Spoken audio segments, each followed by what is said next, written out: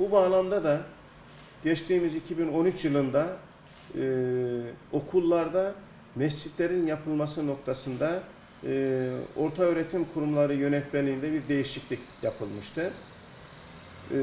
O zamana kadar bu değişiklik, 2013'ün yılına kadar bu değişiklik yapılmazdan önce okullarda mescidin kurulması veyahut da mescitlerin açılması, ibadethanelerin açılması sakıncalı, sıkıntılı görünüyordu.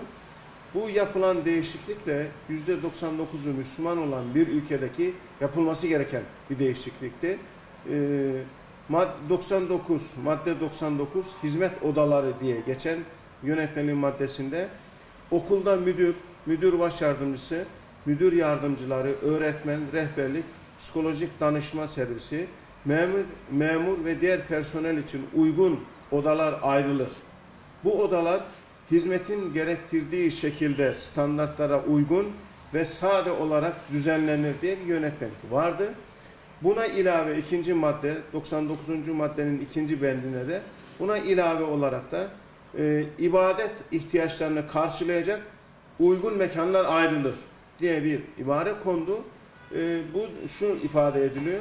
Yani her okulda mescit diğer hizmet odaları standında olması gerekiyor. Standartlara uygun olması gerekiyor. Ama maalesef hala günümüzde siyasi ve ideolojik yaklaşımlarla gerek okul müdürleri gerekse müdür yardımcıları yetkili kimseler mescit yönetmelikte olmasına rağmen mescit açma yolunu yine merdiven altı veyahut da kalorifer odalarında veyahut da hiç görünmeyecek böyle köşe bucakta mescitler açmaya çalışıyor. Kesinlikle bu doğru değil, doğru bulmuyoruz. Çünkü ışık alması gereken standartlara uygun müdür odası nasılsa, memur odası, hizmetli odası nasılsa ibadet yapılacak yerlerin de en az bunlar kadar nezih bir mekanın olması gerekiyor. Bu bağlamda birçok okul müdürlerimiz mescit düzenlemelerini yaptı ama maalesef Türkiye'de dini değerler ortaya koyduğunda veyahut da dini talepler, inançla ilgili talepler ortaya koyduğunda kırmızı görmüş boğa gibi saldıran bir takım sendikalar var, bir takım idareciler var. Aynı bu noktada yine bu sendikalar, bizim dışımızdaki sendikaların tamamına yakın okulları ibadethanelere çevirdiler. Çocukları zorla namaz kıldırıyorlar, çocukları zorla mescide gönderiyorlar. Böyle bizim bir derdimiz yok. Bir okulda, 2000 kişilik bir okulda, bizim düşünce dünyamızda, medeni dünyada da bu algı böyle olması gerekiyor.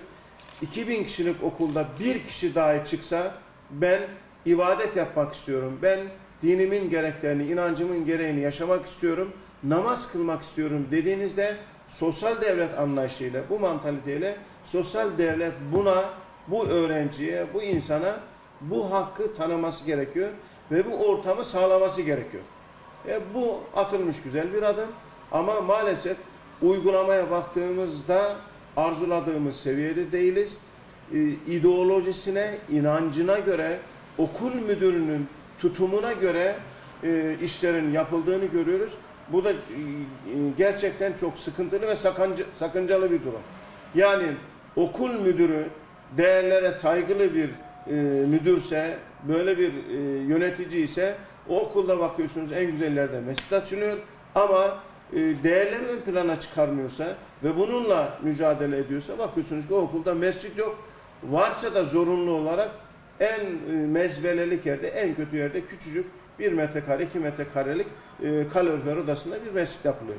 Yine aynı şekilde geçen yıl yaptığımız toplu sözleşme görüşmesinde iktidarla, hükümetle masaya oturduğumuzda Cuma saatlerine değinmiştik. Cuma günü Müslümanların %99'u Müslüman olan bir ülkede hem çalışanların, hem hizmet verenlerin, hem hizmet alanların, öğrencilerin ve öğretmenlerin huzurlu bir şekilde Cuma'ya gitmeleri gerekiyor. Cuma namazını kılmaları gerekiyor. Maalesef bunda da bir direnç vardı. Başbakanlık bir genelge yayınlamıştı geçen yıl. Bu genelge doğrultusunda bütün yetkiyi kurum amirlerine, müdürlere, okul müdürlerine, idarecilere bırakıldı. Ama uygulamaya baktığımızda yine burada da sıkıntı var. Yani uygulamada bir birliktelik yok. Halbuki bakanlık bu uygulamanın nasıl olacağını da ortaya koyması gerekiyordu. Başbakanlık genelgesinde şöyle uygulamanın demesi gerekiyordu. Ama yine kişilerin inisiyatifine bıraktığı için burada yine sıkıntı var. Bazı okul müdürleri ben programı değiştiremem, çocuklara müsaade edemem, öğretmenlere müsaade edemem. Hatta ve hatta bazı çok ideolojik takılan okul idarecileri namaz kılacak öğretmene cuma namazı saatinde özellikle ders koyuyor. Ders olduğu için namaza gitmesin diye böyle yapanlar çok var. Biz bunları biliyoruz. Bununla ilgili de şöyle bir senlik olarak da biz öyle düşünüyoruz.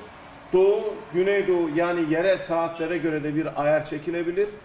Cuma saatinde mesela diyelim ki Bursa'da 12-1.30 arasında namazın, ezanın okunmasına göre bir ayarlama yapılabilir ve 2 saat tatil yapılabilir.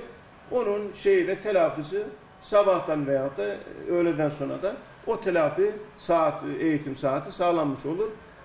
Bununla ilgili evet güzel bir uygulama.